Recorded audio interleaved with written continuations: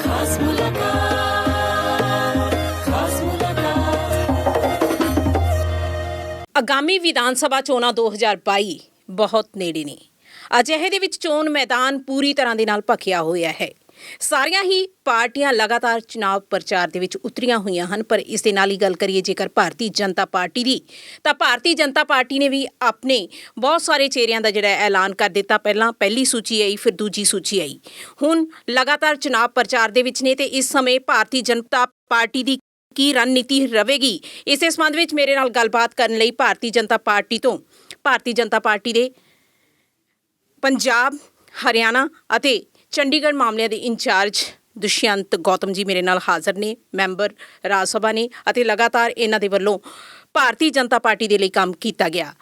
ਬਹੁਤ ਬਹੁਤ welcome sir ਤੁਹਾਡਾ। ਬਹੁਤ ਬਹੁਤ ਧੰਨਵਾਦ ਆਪਕਾ ਸਰ। ਸਭ ਤੋਂ ਪਹਿਲਾਂ ਮੇਰਾ ਵੱਡਾ ਸਵਾਲ, ਭਾਰਤੀ ਜਨਤਾ ਪਾਰਟੀ ਨੇ ਹਮੇਸ਼ਾ ਹੀ ਜਦੋਂ ਪੰਜਾਬ ਦੀ ਇਲੈਕਸ਼ਨ ਆਈ ਹੈ ਤੇ ਇਲੈਕਸ਼ਨ ਦੇ ਵਿੱਚ ਹਮੇਸ਼ਾ ਹੀ ਸ਼੍ਰੋਮਣੀ ਅਕਾਲੀ ਦਲ ਦੇ ਨਾਲ ਮਿਲ ਕੇ ਕੰਮ ਕੀਤਾ। ਗਠਬੰਧਨ ਦੀ ਸਰਕਾਰ ਉਹਨਾਂ ਦੀ ਹਮੇਸ਼ਾ ਬਣਦੀ ਰਹੀ। ਪਰ ਇਸ ਵਾਰੀ ਇੰਡੀਪੈਂਡੈਂਟਲੀ ਚੋਣਾਂ ਲੜਨ ਦਾ ਜਿਹੜਾ ਹੈਗਾ ਫੈਸਲਾ ਲਿਆ ਹੈਗਾ ਭਾਰਤੀ ਜਨਤਾ ਪਾਰਟੀ ਦੇ ਨਾਲ ਸ਼੍ਰੋਮਣੀ ਅਕਾਲੀ ਦਲ, ਜਿਸ ਨੂੰ ਕਿ ਭਾਰਤ ਦੇ ਪੰਜਾਬ ਦੇ ਵਿੱਚ ਇੱਕ ਬੜੀ ਮਜ਼ਬੂਤ ਜਿਹੜੀ ਹੈਗੀ ਪਾਰਟੀ ਮੰਨਿਆ ਜਾਂਦਾ ਹੈ, ਉਹ ਨਾਲ ਨਹੀਂ ਹੈ।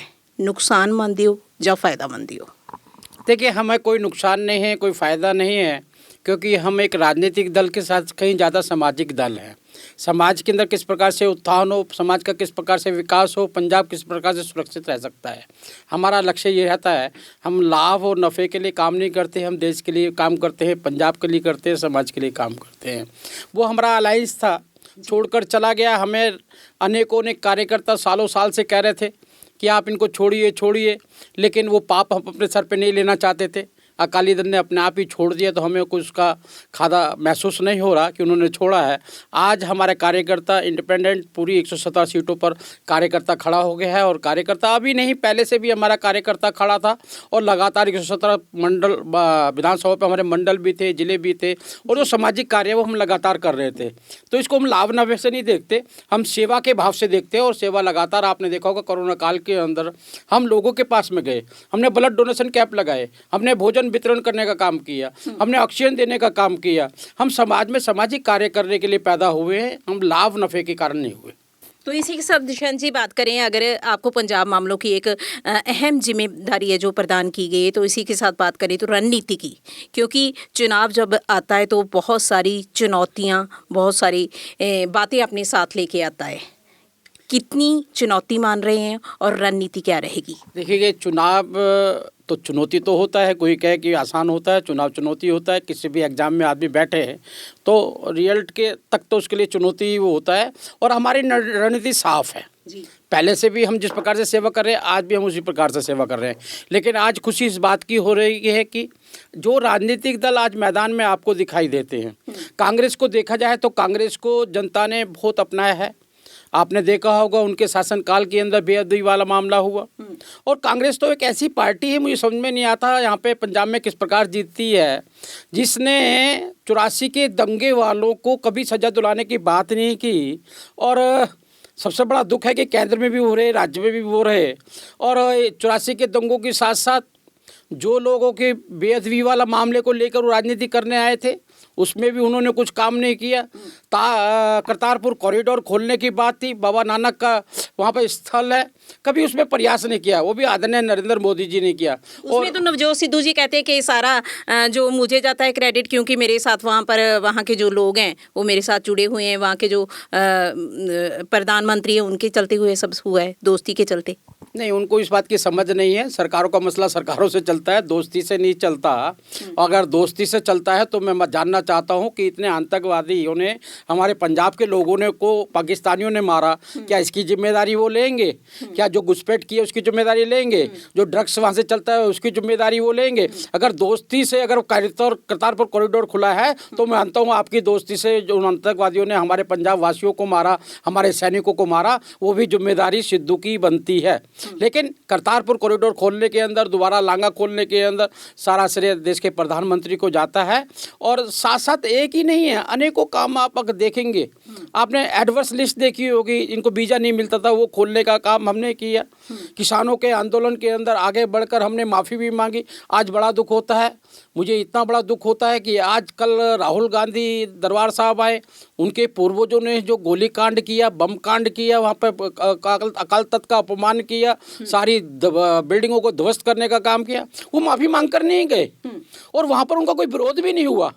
आखिर किधर जा रहा है? और एक देश का प्रधानमंत्री नरेंद्र मोदी देश को, पंजाब को देने के लिए 40,000 करोड़ की आपको सुख सुविधा के लिए यहाँ पर आता है, जो लगातार जहाँ का चिंता भी करते रहते हैं, लेकर आता है और उनका विरोध किया जाता है, पंजाब की धरती पर विरोध किया जाता है और उस कांग्रेसियों का कोई भी विरोध नहीं करता। और बल्कि राम दरबार जो राम तीर्थ है, वहाँ पर भी आपसे पूछने वाली थी कि 1984 के जो कांग्रेस को कहा जाता है कि इसके दोषी हैं, कितने सिखों का कत्लेआम हुआ, उसके चलते भी उनका जब भी राहुल जी आते हैं यहाँ पर नतमस्तक होते हैं दरबार साहब में, और उनको पूरा सम्मान दिया जाता है, लेकिन जैसे मोदी जी आते हैं तो उनकी सुरक्षा में भी जो ब्रीच होता है, कैसे देखती हैं? ये चिंता का विषय है। मैं खुद ही कल से यही चिंता सोच रहा हूँ, आखिर पंजाब किनके हाथों में है?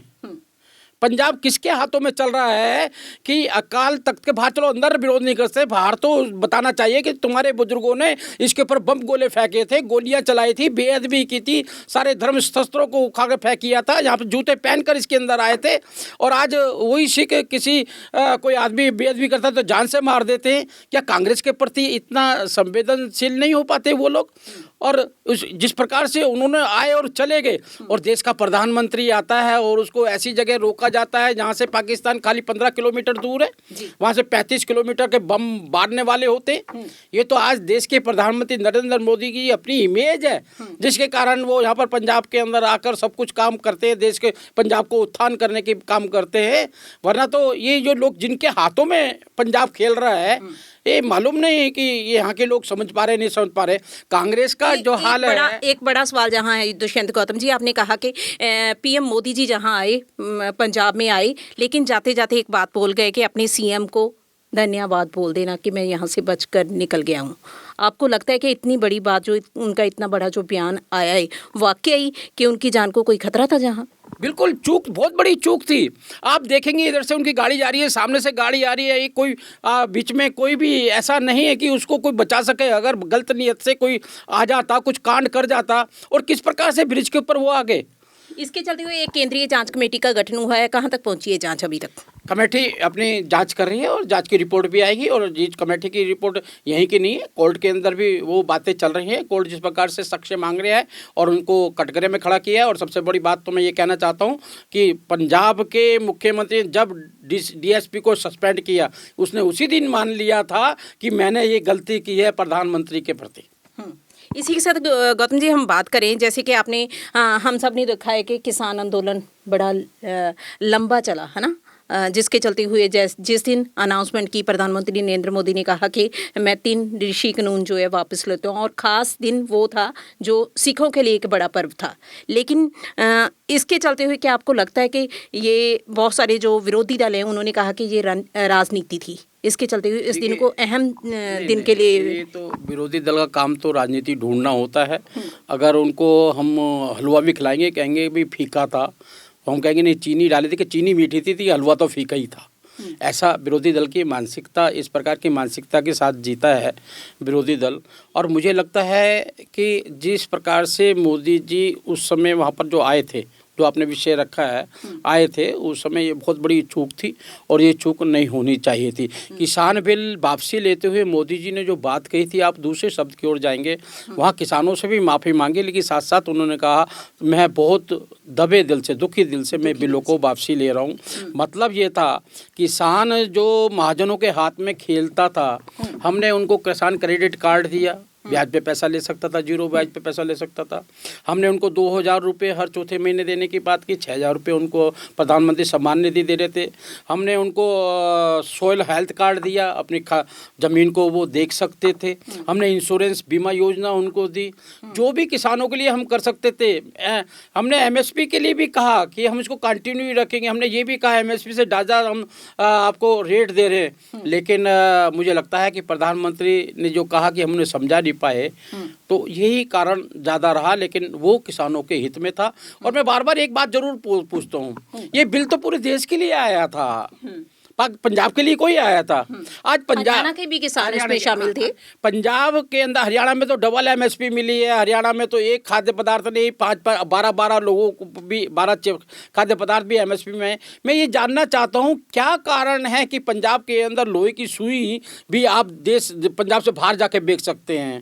आप कोई भी चीज़, एक मिनट कोई भी चीज़ बेच सकते हैं, लेकिन किसान अपने अनाज को बाहर नहीं बेच सकता। हाँ, उस अनाज से खाद्य पदार्थ बना लो, चावल से कोई और आइटम बना लो, अनाज से कोई आइटम बना लो, बड़े मूल्यों पे ले लो, उसको आप बाहर बेच सकते हैं। मतलब गरीब किसान के फटे हुए बनियान लेना चाहिए, बैल की जगह वो जूतना चाहिए। ये पंजाब के लोगों की, मुझे लगता है, किसानों के साथ में अन्याय किया। पर इसी के साथ गौतम जी एक बड़ा सवाल जहाँ पर यह भी है कि अगर कृषि कानून इतने ही किसानों के बेनिफिट में थे, बीजेपी एक बड़ी पार्टी है, उसके बावजूद किसानों को समझाने में क्यों नहीं सक्षम रही? नहीं, ये चूक है हमारी, नहीं समझ पाए, या ऐसा कुछ किसान आंदोलन ऐसे हाथों में था तो वो समझने ही चाहता था। इसे किसी दूसरी पार्टियों ने, दूसरे राजनीतिक दलों ने जो है भरमाया हुआ था। नहीं लगता, क्या साफ साफ दिखाई देता है। वो सब वामपंथी टाइप के लोग थे, वो लोग थे, सभी दलों के लोग। बीजेपी को अपोज करना था, इसलिए अपने दलों के लोगों को किसान कहकर बाहर भेजने का काम किया है। और आज किसानों की कितनी उन्नति हो रही है, हम देखना चाहते हैं पंजाब में किसान कहाँ आगे बढ़ रहा है। लेकिन वो फिर भी हमारी जिम्मेदारी है, देश का किसान है, हमारा किसान है। प्रधानमंत्री नरेंद्र मोदी जब आए फिरोजपुर रैली के लिए, तो उन्होंने आकर जहाँ पर कहीं अहम जो घोषणाएं जो करनी थी, लेकिन जो सुरक्षा में कमी रही, ब्रीच हुआ, उसके चलते हुए नहीं हो पाया।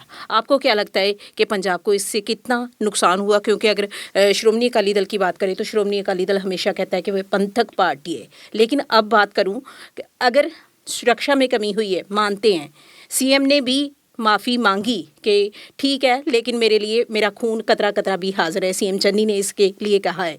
क्या अब प्रधानमंत्री नरेंद्र मोदी सिखों के लिए, पंजाब के लिए कुछ और करेंगे? करेंगे। पंजाब के लिए ये नहीं करेंगे इसलिए कि मेरी शासन नहीं है। जहाँ शासन नहीं है, जहाँ कोऑपरेट कर रहे हैं, लगातार जो धन पैसा लगना है, शिक्षा में लगना है। आज किसने बचाया कोरोना से पंजाब को? हमने बचाया। वेंटिलेटर हमने दिए, ऑक्सीजन हमने दी, 80 करोड़ लोगों को भोजन हमने दिया, सारी चीज़ें हमने दी, हमने बचाया है पंजाब को। इन्होंने को बचाया। हम जो आयुष्मान कार्ड दे रहे हैं वो हम दे रहे हैं। सारी योजनाएं केंद्र की हैं, राज्य सरकार बताए ना उसकी योजना क्या है पंजाब के लिए।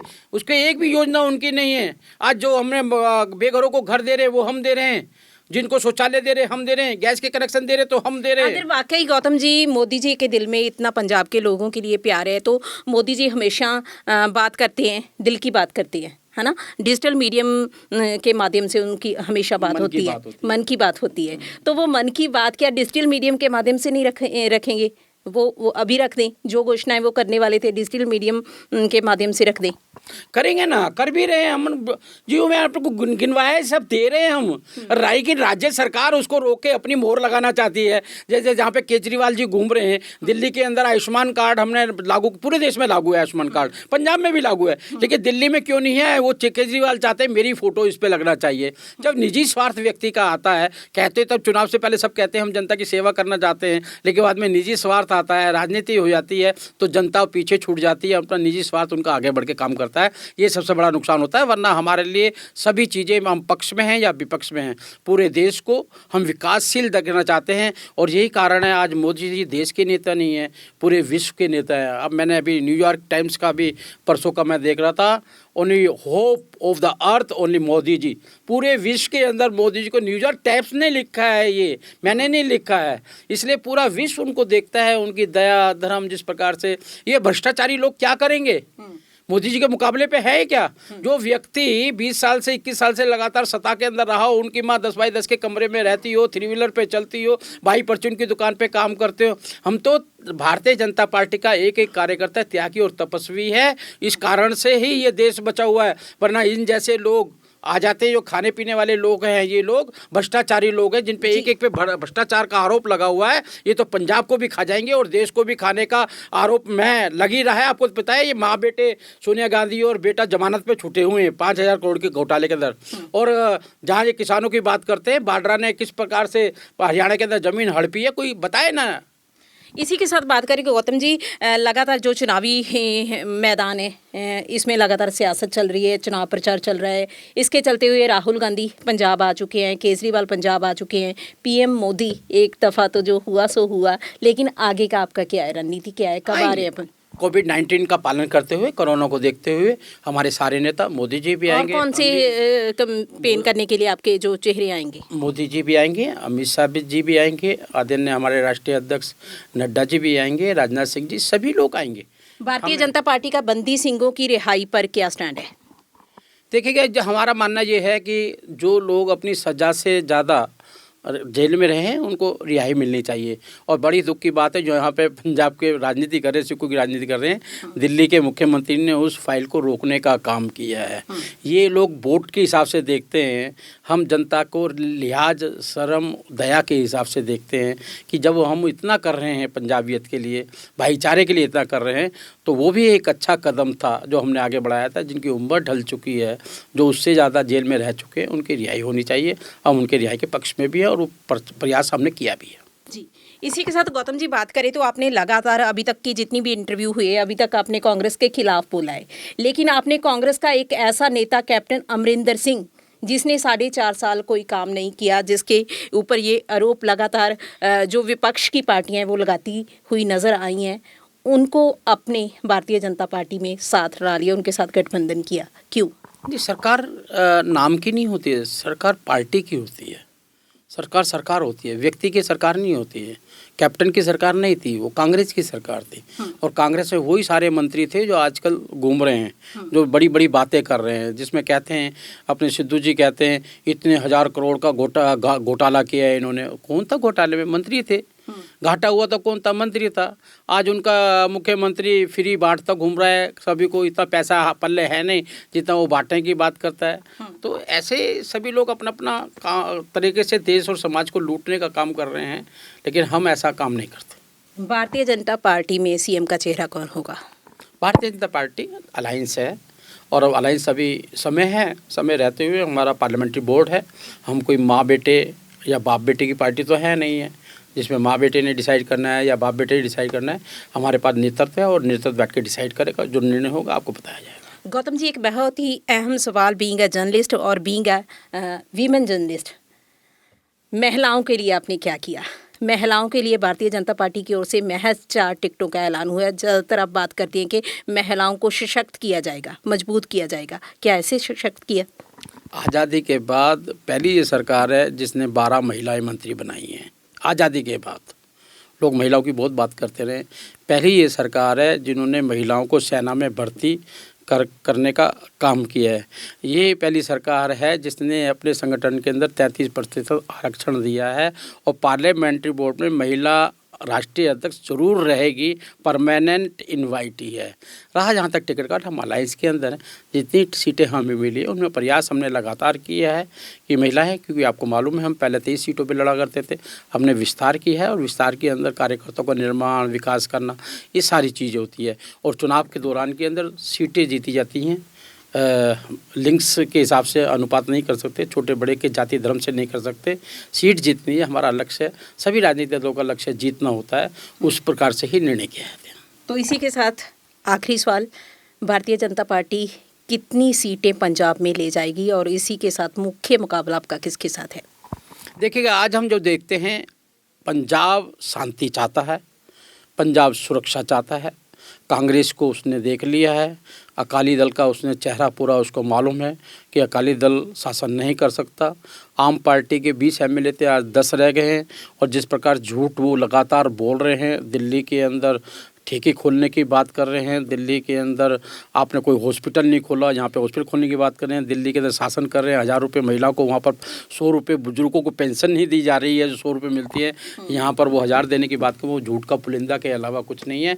आज आशा लगी है नरेंद्र मोदी से, आशा पंजाब को लगी हुई है कि मोदी जी ही पंजाब को मुख्य धारा में ला सकते हैं। हमारा मानना ये है कि डबल इंजन की सरकार बनेगी और पंजाब के लोग समृद्ध हैं, सोचवान हैं, विचार ने लोग हैं और वो सब मानते हैं कि पंजाब को अगर सुरक्षित रख सकता है, पाकिस्तान का बॉर्डर रखता है, उससे भी सुरक्षा रखनी है, आंतरिक सुरक्षा भी रखनी है, साथ साथ युवा पीढ़ी को हमें ड्रग्स से भी बचाने का काम करना है और भ्रष्टाचार मुक्त शासन हमने देना है।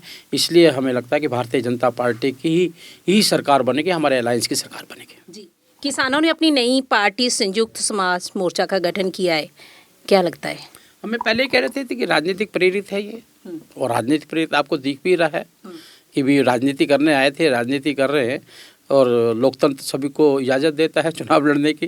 किसान भी लड़े, युवा भी लड़े, महिला भी लड़े, आप लड़े, निर्णय जनता करेगी। जी, इसी के साथ पंजाब की जनता को कोई अपील करनी चाहेंगे आप?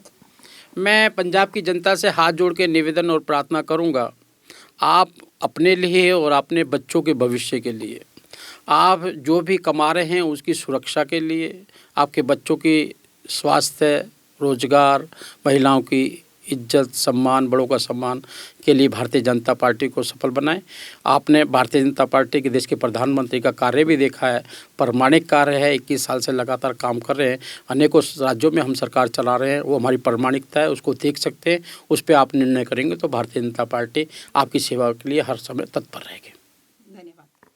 सो ये थे भारतीय जनता पार्टी से सीनियर नेता दुष्यंत गौतम जी, जिन्होंने पंजाब की जनता से अपील की है कि उनको इस बार एक मौका दिया जाए। लेकिन पंजाब की जनता जनता जनार्दन है, देखना ये होगा कि आने वाले चुनाव में 2022 में किसकी सरकार बनती है, क्योंकि फैसला जनता के हाथ में है। कैमरामैन ऋषविंदर के साथ मैं हरदीप कौर विर्क और मेरे साथ दुष्यंत गौतम जी। धन्यवाद। धन्यवाद।